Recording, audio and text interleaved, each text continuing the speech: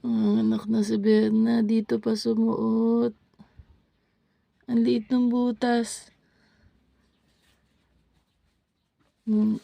Natutulog siya sa kulungan. Punta siya dito. Madaling araw pinalabas ko siya para umihi. Tapos di siya pumasok siya dito sa loob ng bahay. Sumiksik siya dito sa ilalim ng patungan ng cabinet.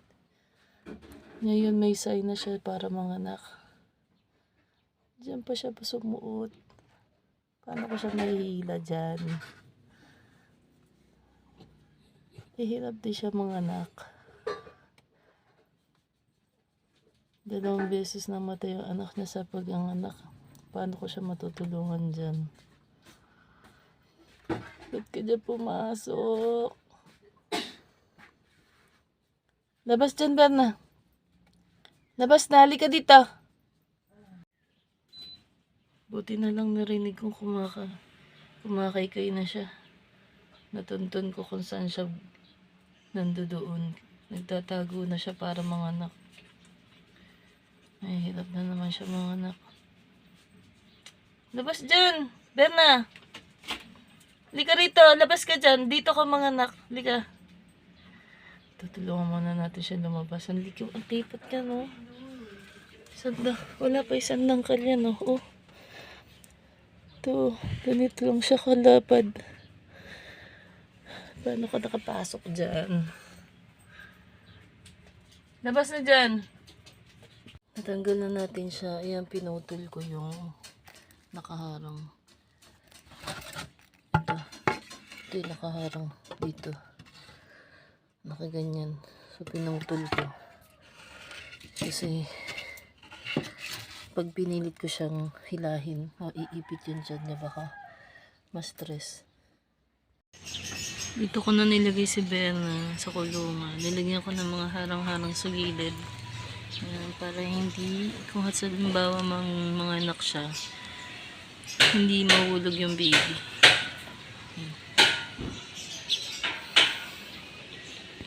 Nanganak na si Berna. Dito na siya sa loob ng tindahan. Nanganak. Nilabas ko siya dun sa kulungan kasi parang hindi siya nakakapag-concentrate dun. Nilipat ko siya dito para mabantayan ko. Nasa tindahan kami. Ang laki ng baby niya, kaya hirap na hirap siyang maglabas. Ang laki, oh. Kulay itim, purong itim.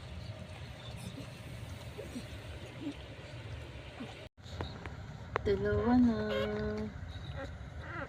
Isang lalaki, isang babae. Oh. Babae. Ang laki. Ang laki-laki niya. Ang laki nito, oh.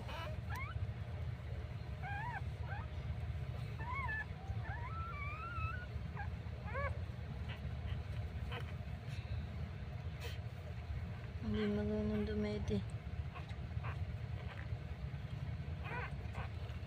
Hindi pa siya marunong dumede.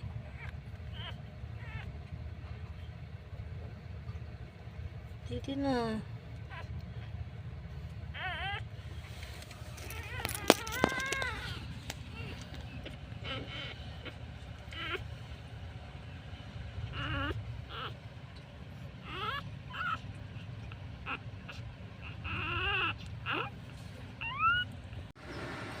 Ito na yung anak ni Berna, 3. 1, 2, 3. Si Berna. Nakaraos sa pag-anak. 3 ang kanyang subling. 3 maliliit na kulay itim. Ito yung pure na itim. Ewan ko kung itim to. Nag-change yung color niya ng brown.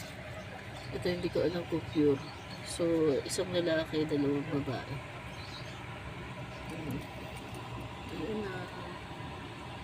Welcome to the world.